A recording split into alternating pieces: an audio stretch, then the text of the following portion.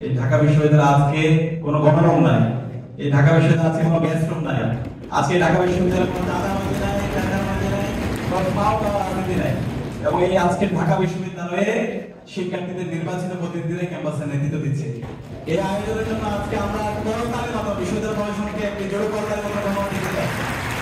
বিশ্ববিদ্যালয়ের ডিসি এবং নির্বাচন কমিশনার এবং প্রক্টর, এখানকার আমাদের হলের প্রভোস্ট এবং ডিন মহোদয়ের উপস্থিত আছেন। আমরা সবাইকে আবারও করতালির মাধ্যমে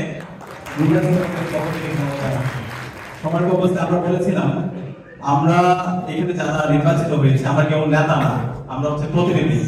শিক্ষার্থীদের কাজ হচ্ছে আমাদেরকে প্রশ্ন করা, আর আমাদের কাজ হচ্ছে কাজ করে যাওয়া।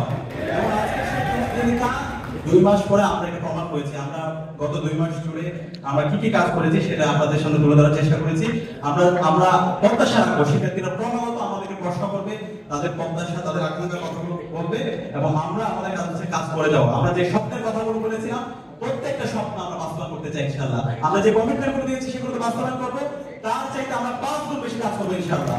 এবং আমরা পলিসিগত জায়গায় কাজ করতে চাই। বিশ্ববিদ্যালয় আজকে 100 বছর পার হয়েছে, স্বাধীনতার আজকে 5 দশক পার হয়েছে, বিশ্ববিদ্যালয় অনেকগুলো সিন্ডিকেট তৈরি হয়েছে।